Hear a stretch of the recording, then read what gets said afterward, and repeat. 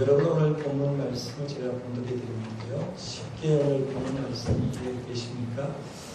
한 번도 아니고 3주에 걸쳐서 똑같은 본문을 공독해 드렸으니까 선생님이 이해가죠 라고 대답하면 얼마나 좋겠어요. 같은 본문을 가지고 3주 연속 설교했으니까 선생님 입장에서 이 말씀을 이제 다 이해하니까 다른 말씀 전했으면 좋겠습니다 라고 하면 좋겠는데 사실은 이 본문 말씀은 그렇게 만만치 않은 말씀이다 라고 보게 됩니다. 20세기의 세계 최고의 설교자라고 얘기하면 마틴 로이드 존스 목사님을 듭니다. 이분은 1899년에 태어나서 1981년에 하나님께 부름받은 목사님인데 20세기의 최고의 설교자라고 얘기합니다. 지금도 많은 목사님들이 이 마틴 로이드 존스 목사님이 쓰시는 설교집이나 책들을 읽고 있는데요.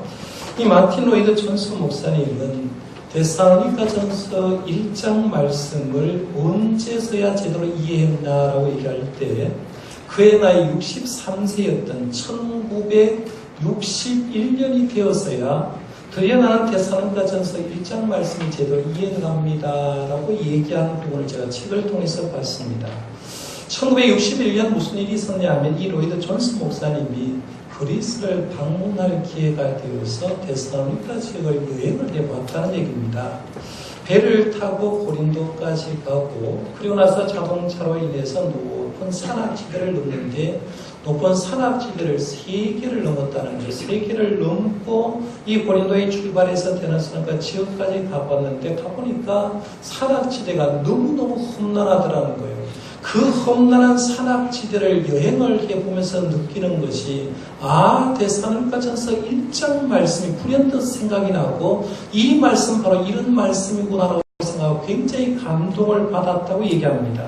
오늘 본문 말씀 8절 말씀에 보면 지명이 나옵니다. 7절 말씀에도 지명이 나오고 8절에도 지명이 나오는데 8절 말씀 한번 보세요. 거기에 보면 주의 말씀이 너희로부터 마게도냐와 아가에만 들릴 뿐 아니라 하나님을 향하는 너희 믿음의 소원이 각처에 퍼졌으므로 우리는 아무 말도 할 것이 없노라라고 얘기합니다. 이 말씀에 보면 3가지 지명이 나오죠. 지도를 여러분이 보시면서 한번 보시면 좋겠는데 첫 번째로 주의 말씀이 너희에게로부터라고 얘기합니다. 너희에게로부터라고 얘기를 하고 있는데 여기서 너희에게라는 말은 데살로니가를 얘기하죠. 데살로니가를 얘기를 하고 있는데 이 데살로니가는 그리스 북동쪽으로 끝에 잡은 항구도시입니다. 항구도시인데요. 해상교통이 굉장히 발달한 지역입니다. 해상교통만 발전된 것이 아니라 육로상의 도로도 발전되어서 로마 제국의 전략적, 상업적, 정치적인 요충지였다라고 얘기를 합니다. 이 데살로니가 지역의 사도 바울이 3주 동안 머물면서 회당을 중심해서 복음을 전했다는 겁니다. 그 다음에 지명이 나오는 게 마게도냐라는 지역이 나오죠. 말씀에 보면 데살로니가 항구 도시였고 데살로니가 뒤편 전체 지역을 마게도냐라고 얘기합니다. 그래서 우리가 만약에 경주가 있다고 하면 경주를 근처로 싸고 있는 게 경상북도라고 얘기하는 것처럼 이 데살로니가 뒤편에 있는 전 지역을 마게도냐라고 얘기하는데 데살로니가에서 복음이 전해지니까 조금 복음의 소식이 뒤편에 있는 사람에게 전해지는 것, 마게도냐에게 전해지는 것은 어쩌면 당연하고 자연스러운 일이라고 볼 수가 있습니다. 그다음에 또 하나의 장면 지명이 나오는데 아가야라는 지명이 나오죠. 아가야라는 지명이 나오는데 이 아가야라는 지명은 오늘날로 말하면 펠로 폰네소스라는 이런 알려진 곳인데요. 당시에 보면 그리스 고린도 문화 남쪽에 자리를 잡고 있는 것이 아가야입니다. 여러분 표시를 지금 해놨죠? 아가야가 그 밑에 고린도 바로 위에 이제 아가야가 있는 것을 보게 되는데 이 데살로니가에서 아가야까지 복음이 전해지고 소식이 전해지려고 하면 제가 서론적으로 말씀드린 대로 산악지대를 넘는데 3개의 산악지대를 넘어야 된다라는 얘기입니다. 지금 이 로이드 존스 목사님은 1961년에 여행을 하면서도 차를 타고 그 지역을 넘는데 굉장한 험악한 산악지였다라고 했어요. 당시에는 한번 생각해봐요. 요즘에 어떤 전 세계 소식을 텔레비전을 틀면 전 세계 소식을 쉽게 듣잖아요. 그런데 이 데살로니가 전서가 기록될 때, 그리고 데살로니가 교회가 개척될 때만 해도 추후 50년 됩니다. 지금으로부터 2000년 전 얘기입니다. 그 당시에 텔레비전도 없었을 거죠. 라디오도 없을 거고, 신문도 없었을 거고, 인터넷도 없었고, 전화도 없었다는 얘기입니다. 그런데 이 데살로니가 지역에 있는 신앙생활하는 교인들의 신앙이 얼마나 좋았던지, 산악지들을 넘었는데, 엄청난 험악한 산악지들을 세 고기를 넘었는데도 불구하고 그 지역에는 아가야까지 복음의 소식이 전했다는 걸 보면서 이 로이드 존스 목사님 깨달은 게 뭐냐면, 이 데살로니가 교인들의 믿음이 얼마나 대단했으면 이 대단한 그 믿음이 사람의 입에서 전파를 타고 산악지들을 넘어서 그 소식이 전해졌다라고 얘기하는 거예요. 제가 데살로니가 전서 1장 말씀을 가지고 이제 3주째 설교를 하는데, 단순히 이 믿음을 간단하게 볼 얘기 아니라 그들의 믿음이 얼마나 대단했는가를 다시 한번 생각해 볼 필요가 있는 거예요. 데살로니가 교회 훌륭한 신앙의 소식을 이제 두 가지를 생각했습니다. 첫 번째 시간에는 믿음의 역사를 회복하라라고 했어요. 그래서 믿음에 대해서 얘기를 하면서, 믿음은 어떨 때 생기느냐? 믿음은 들을 때 생긴다. 하나님의 말씀을 들을 때 생기는데, 들을 때 생기기 위해서는 말씀을 전하는 목회자가 말씀을 가감없이 전하고, 말씀을 들은 성도도 말씀을 자기의 소변의 오른대로 받아들이는 것이 아니라 100% 하나님의 말씀을 받아들일 때 성령님이 역사하고, 성령님이 역사하는 믿음이 생기고 믿음이 성장한다고 말씀드렸어요. 지난주에는 사랑의 수고를 회복하라는 주제로 말씀드리면서, 우리 예수님을 경험하고 예수님의 사랑의 은혜를 깨달으면 사랑하는 사람에게 헌신하고 싶어지는 마음이 생긴다는 거죠. 그래, 주님을 사랑하게 되면 예수님에 대해서, 교회에 대해서, 성도에 대해서 사랑의 수고를 회복하게 되는데, 이 사랑은 아무나 하는 것이 아니라 사랑은 용기가 있는 사람이 한다고 말씀드렸어요. 그러면서 사랑의 수고가 얼마나 중요한가 3가지를 말씀드렸는데, 사랑의 수고는 이웃에게 신의 존재를 증명하게 해준다. 예수와 믿는 사람이 하나님을 어떻게 믿느냐 하면, 예수를 믿고 있는 우리의 사랑의 실천을 통해서 저분 속에 있는 예수님, 나도 믿어봐야 되겠다고 생각하고 복음의 이웃의 신 존재 증명을 증명해 준다는 거예요. 두 번째, 사랑의 수고는 복음의 다리 역할을 한다. 즉, 사랑의 수고가 있으면 복음의 역사가 이어진다고 말씀드렸고, 세 번째 사랑의 수고는 교회를 지켜야 된다. 교회가 분열되는 교회는 사랑이 없지만 교회가 하나 되는 교회는 항상 사랑이 밑받침되었다라고 말씀드렸어요. 생각나십니까? 2주 설교를 제가 요약해서 그냥 몇 분 동안 말씀을 드리는 거예요. 오늘 이제 마지막 남은 하나, 소망의 인내를 좀 생각해 보려고 합니다. 그래서 이 소망의 인내를 생각하면서 소망의 인내를 회복하라는 주제로 정하고 말씀을 드리려고 합니다. 개인적으로 사랑의 수고, 믿음의 역사, 소망의 인내, 이 3가지를 가지고 3주 제가 설교를 준비하려고 생각하는 가운데, 우리 한국교회에 제일 부족한 것 하나만 뽑는다고 하면 뭘 뽑을까 하면 생각을 해봤어요. 우리 한국교회, 우리 한국교회의 성도들 우리에게 부족한 것, 사실은 믿음의 역사가 많이 부족합니다. 왜냐하면요, 옛날에 비해서 우리가 말씀에 대해 사모하는 건 많이 부족합니다. 근데 극장에 영화가 있다. 천만 관객을 보고 있는 영화가 있다고 생각하면 영화를 보러 간다고 한번 생각해봐요. 내가 어떤 영화를 보러 간다고 생각했을 때 영화를 보고 가기 위해서 만약에 영화가 주일날 11시에 있다라고 생각하면 영화관에는 대체적으로 늦게 가는 사람은 없을 겁니다. 그렇죠? 영화관에 일찍 가서 젊은 사람 같으면 팝콘도 하나 미리 살 겁니다. 영화관에 어떻게 2시간을 보니까 생각해서 팝콘도 미리 준비하고 지정된 좌석에 앉아요. 앉으면서 영화를 보는데 2시간 정도 보통 합니다. 영화가 어느 정도는 120분, 130분 정도 하는데요. 2시간 영화를 보면서 웃기도 하고 울기도 하고 눈물 흘리기도 하는 거예요. 그러면서 2시간 영화가 지겹다고 생각하는 사람이 없습니다. 그렇게 영화를 보고 나오면서 눈물을 흘리는 그 사람들, 또 영화를 보고 나오면서 사람들끼리 얘기하는 오늘 영화는 너무 좋았다는 거예요. 한 편의 영화, 사람이 만든 영화를 봐도 사람들은 준비하고 감동받은 것을 나중에 얘기를 하고 있는데, 우리가 1시간 예배하는 우리들은 과연 그런 설레이는 마음이 있냐는 거죠. 주일날 예배를 드리면서 하나님 오늘 어떤 말씀 주실까? 하나님 내가 하나님께 예배하러 가는데 오늘 나에게 어떤 임재가 역사일까? 하나님의 말씀 들을 때 나에게 어떤 메시지를 던져줄까? 생각하기보다는 오늘도 주일이니까 예배 드려야 되지. 설교 한 30분 하는데 오늘 목사님 설교를 보니까 33분 정도 길어지는 것 같아 라고 얘기하면 한 30분 정도 설교를 하면 성도님이 몸이 뒤틀합니다. 30분 설교할 걸 40분 정도 설교하면 시계를 보기 시작할 거고 45분쯤 하면 허리를 비틀비틀하면서 기침할 사람 기침 더 합니다. 설교 일찍 마치라는 거죠. 지금 우리가 신앙생활 하면서요, 말씀을 들으면 믿음이 생기고 믿음이 커져간다고 얘기하는데 사실 우리 성도님들 가운데 자꾸 잊어버린 게 뭐냐면 설교에 대한 감동들, 예배에 대한 감동들이 많이 식어지는 거죠. 그래서 믿음의 역사도 부족한 거예요.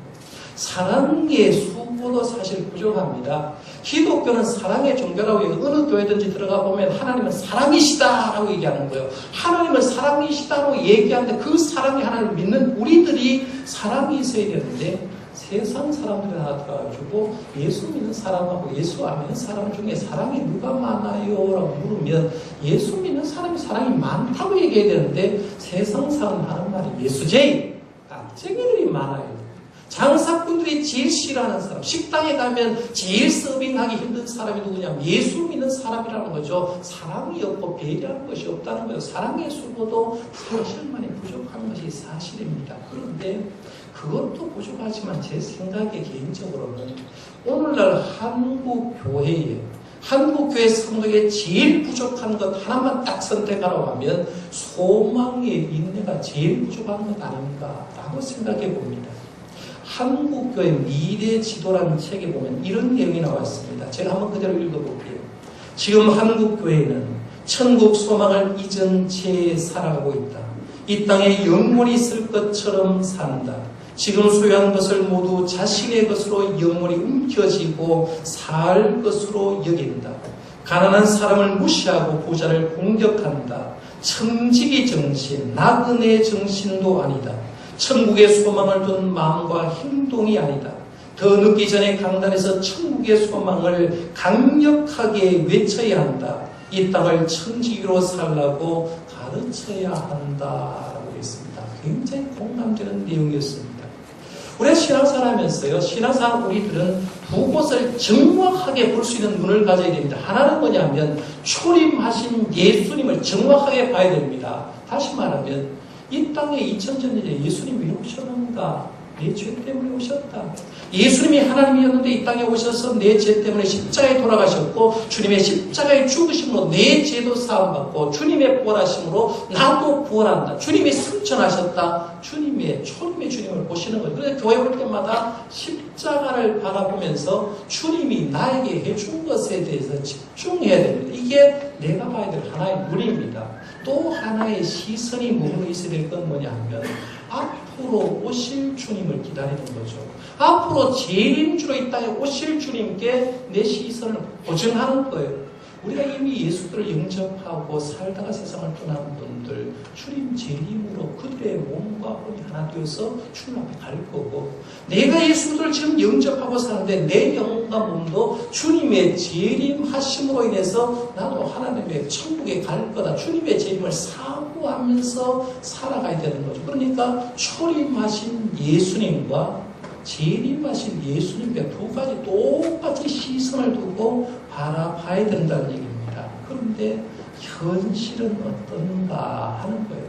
초대교회 성도들은 그렇지 않았거든요. 우리 믿음의 선배들은 그렇지 않았습니다. 우리가 이제 살만해지니까 재림주를 기다리지 않게 됐습니다. 기대하면서 하나님, 주님 빨리 오십시오. 예수님 빨리 재림하십시오라는 기도는 잘 하지 않을 거예요. 재림에 대한 기대, 바람이 없어졌다는 거예요. 제가 10년 연구기간을 보내면서 안동에는 고향집에 이번에는 보내고 있습니다라고 첫 주에 말씀을 드렸습니다. 고향집에 처음 가면서 고향집이 이제 비어있어요. 14년 정도 비어있던 그런 집인데 고향집에 가면서 작지만 선물 비즈밀 3통을 샀어요. 한 통은 시골교회 섬기는 목사님 갖다 주고 인사하려고 한 통 샀고, 또 한 통은 저희 집 바로 앞에 집에 어르신들 드리려고 샀습니다. 또 한동안 저희 뒷집에 있는 어르신 드리려고 그냥 인사차 드리려고 비실이 3통을 사가지고 왔습니다. 특별히 제 마음속에는 뒷집에 있는 어른이 굉장히 마음이 쓰였어요. 왜냐하면 뒷집에 있는 어르신은 제 친구 아버님, 어머니예요.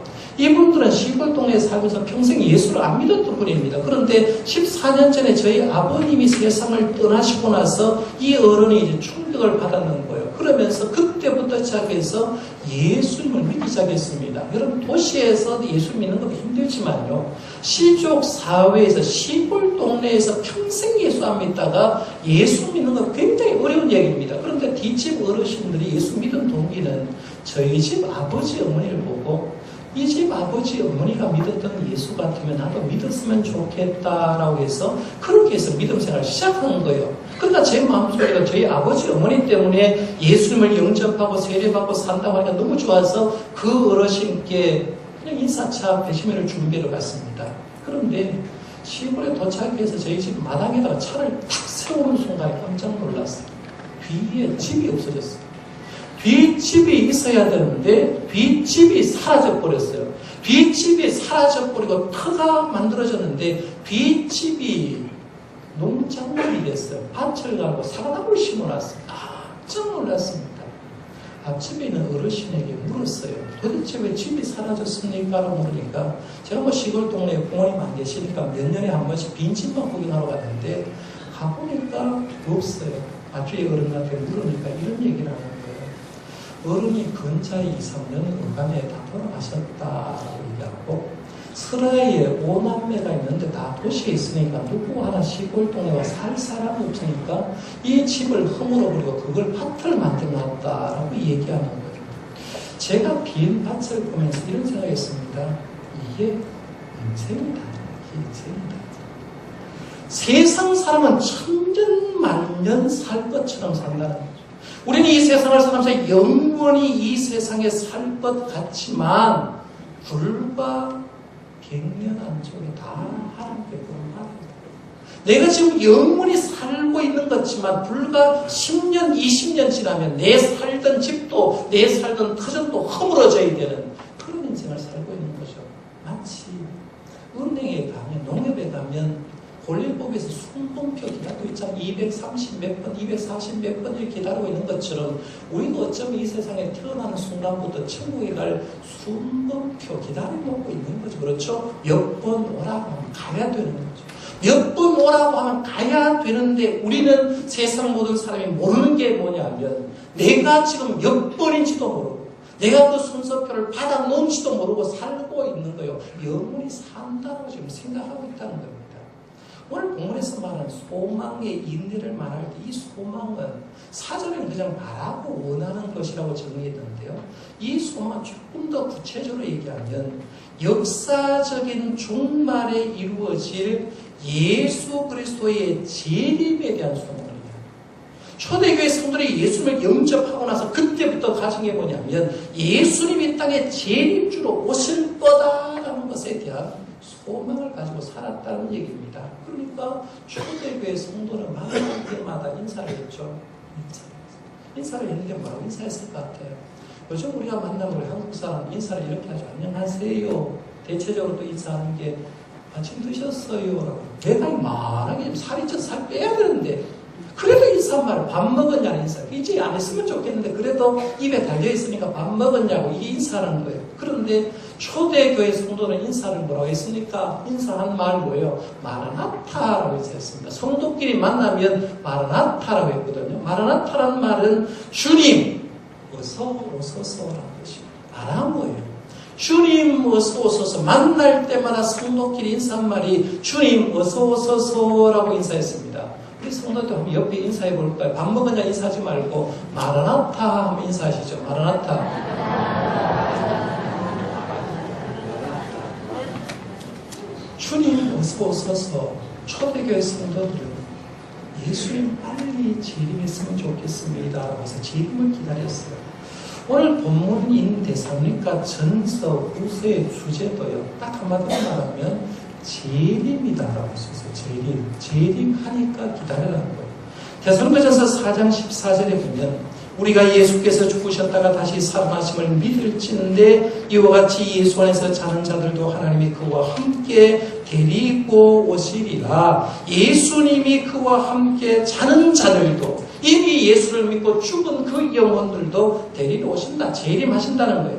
4장 16절 17절 말씀을 봐도 주께서 호령과 천사장의 소리와 하나님의 나팔 소리로 친히 하늘로부터 강림하시리니 그리스도 안에서 죽은 자들이 먼저 일어나고 그 후에 우리 살아남은 자문도 그들과 함께 구름소로 끌려 올려 공중에서 주를 영접하게 하시리니 그리하여 우리가 항상 주와 함께 있으리라. 주님 재림할 때 먼저 돌아가신 분이 먼저 일어나고 그리고 우리들도 구름속으로 하나님께 올려받아서 재림주를 맞고 하나님께로 간다라고 얘기합니다.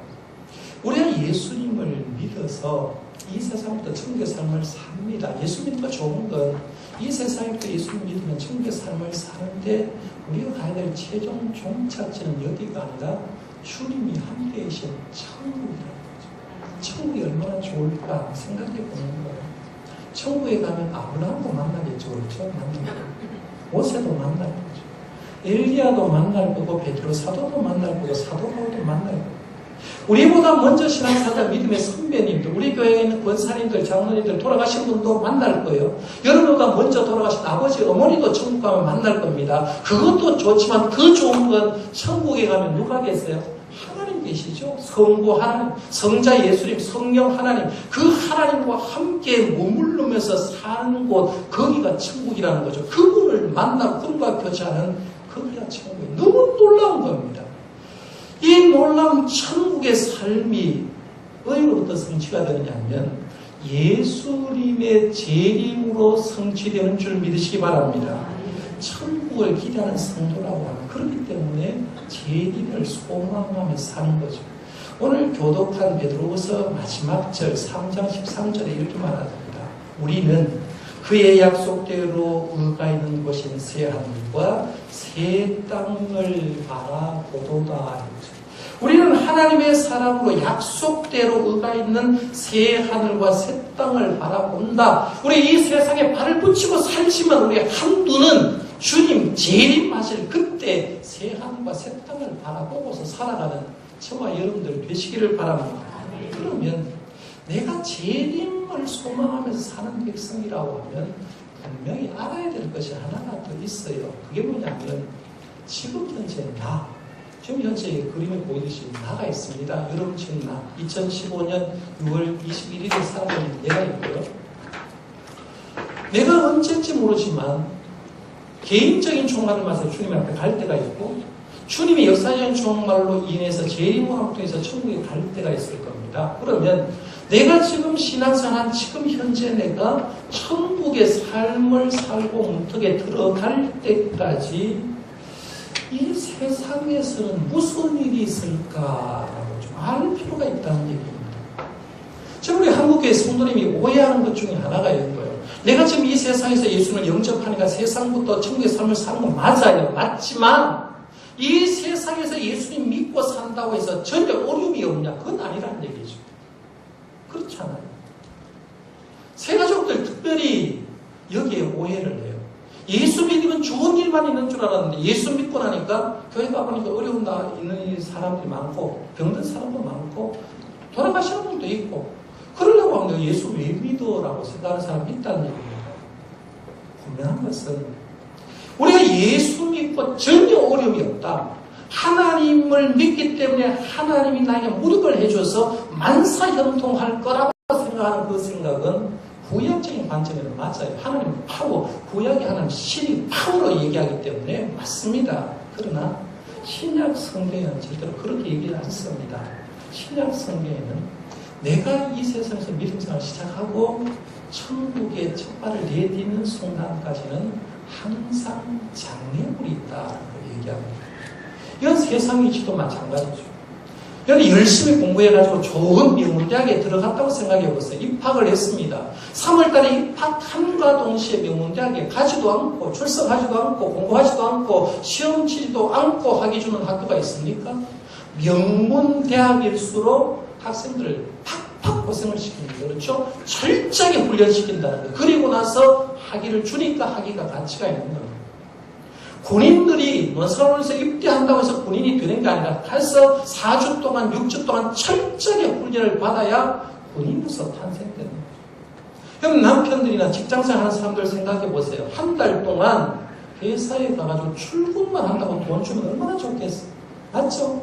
출근만 하면 돈 주는 게 아니라 회사에 가보니까 상사가 괴롭힙니다. 옆에 동료가 막 치고 올라갑니다. 그래서 직장생활 하면서 업무에 대한 스트레스를 받고 힘들지만 그 힘든 일을 하는 가운데 한 달이 되니까 나에게 걸맞는 보수를 주니까 보수가 귀해 보이는 거죠. 직장생활도 그렇다는 얘기입니다. 신앙생활도 그렇습니다. 이 땅에서 신앙생활 우리들이 천국에 완벽하게 들어가려고 할 때 내게는 세 가지 대표적으로 닥치는 환난이 있습니다. 이 사탄이 우리를 그냥 두지 않고 세 가지로 괴롭힐 겁니다. 첫 번째는 고난이 올 수 있어요. 고난. 두 번째는 비방을 받습니다. 세 번째는 유혹을 당합니다. 내가 이 세상에서 천국 백성 되었는데 완벽한 천국의 백성 될 때까지 누가 제일 시기하느냐 하면 사탄 마귀는 나를 그냥 두지 않습니다. 나를 힘들게 하다는 거예요. 천국 백성 못 되게 하는 거예요. 그러니까 성경 말씀에 보면 이걸 견디지 못해서 떨어지는 사람 많죠. 예수님의 제자 바로가 떨어졌죠. 베드로를 따랐던 사람들도 때렸고 사도바울을 따랐던 주의 종들도 많은 사람이 고난과 핍박과 유혹 때문에 견딜 수 없어서 세상을 사랑해서 각고라고 하는 거죠. 주님 앞에 부름을 받았는데 천국은 들어가지 못한다라는 얘기입니다. 이 고난, 환난, 성경에 보면 분명하게 이런 얘기합니다. 사도행전 14장 22절에 우리가 하나님의 나라에 들어가려면 많은 환난을 겪어야 할 것이라. 그럼 내가 진짜 신앙생활 하는 사람이라고 하면 사탄 마귀가 날 괴롭힙니다. 정상이에요. 내가 하나님의 백성이면 고난당합니다. 비방당해요. 제가 목사로서 바르게 하려고 하면 다른 목사님도 욕할 수 있다는 거죠. 비방을 당할 수 있어요. 여기 교회 열심히 한번 해보려고 했어요. 비방당합니다. 사탄 유혹하죠. 예수님도 공생애사 시작하면서 40일 금식기도 한 번밖에 없는데 사탄이 와서 유혹했으니까 주님이 당한 것도 공생애사 십자가 질 때까지 고난당하고 비방당하고 유혹당하는 것밖에 없잖아요. 그러나 그 길을 걸어갔어요. 그러면 이런 생각하는 거죠. 아이고 예수 믿는 게 이렇게 힘들다고 하면 천국 가는 게 이렇게 힘들다고 하면 안 가지. 미리 포기하지라고 생각하는 분이 있죠. 내가 예수 믿고 이 세상에서 이렇게 잘 믿고 잘 되려고 하는 거지 이렇게 고난당할 것 같으면 비방당할 것 같으면 유혹당할 것 같으면 안 믿으면 되지라고 해서 떨어질 사람이 있다는 거죠. 그런데 믿음의 선지는 그렇지 않았어요. 비교를 하는 거죠. 내가 이 세상에 사는 삶은 얼마일까? 천국에서 누릴 삶은 얼마일까? 내가 이 세상에 살아가는 삶은 길어봐야 100년입니다. 그렇죠? 맞죠? 텔레비전 보니까 할머니 한 분 돌아가셨는데 어떤 나라인지 모르겠어요. 116세에 돌아가셨다. 아무리 세상에서 장수한 사람도 120년이라고 쳐봅시다. 이 세상에 살아가는 삶 120년, 고난 당해도 120년. 천국의 삶은 몇 년요? 몇 년? 영원. 영원은 몇 년일까요? 만년, 10만 년, 100만 년. 그 이후에 있는 게 뭐예요? 영원이죠. 이 세상에서 100년 당하는 고난은 수없이 많은 영원한 세상에서 누릴 천국의 삶과는 비교도 안 되니까 예수님이 당하는 고난 견디죠라고 하면서 견뎠다는 믿음의 선배들. 고린도후서 4장 17절 18절에 이렇게 정확히 얘기합니다. 우리가 잠시 받는 환난에 경한 것이 지극히 크고 영원한 영광에 중한 것을 우리에게 이루게 함이 우리가 주목하는 것은 보이는 것이 아니요 보이지 않는 것이니 보이는 것은 잠깐이요 보이지 않는 것은 영원함입니다. 저와 여러분이 얼굴 보여주는 것도요, 죄송하지만 내가 믿음 생활을 잘한다고 발버둥을 치고 믿음 생활을 잘하고 보여주는 것도 불과 몇십 년 안 돼. 잠깐이라는 얘기예요. 그러나 주님 앞에 가서 영원한 천국의 삶을 누리는 건 영원이라는 겁니다. 그러니까 이 세상에서 예수를 믿는 것 때문에 당하는 환난은 잠시, 그러니까 견뎌낸다라고 얘기하는 거죠. 그러니까 믿음의 선배들은요, 고난당할수록 즐거울 했어요. 왜? 지금 고난이 상황도 있는 건 바쁘니까. 그래서 순교당하는 거예요. 최고의 영광으로 생각하고 살았다라는 얘기입니다. 저와 여러분이 소망의 인내가 필요한 이유가 바로 그렇습니다. 재림을 기다리는 우리들이 이 땅을 살아갈 때 고난이 오고 핍박이 오고 유혹이 와도 인내할 수 있는 이유가 뭐냐면 그놈의 영원한 삶이 너무 좋고 영원하기 때문에 견뎌내는 거죠.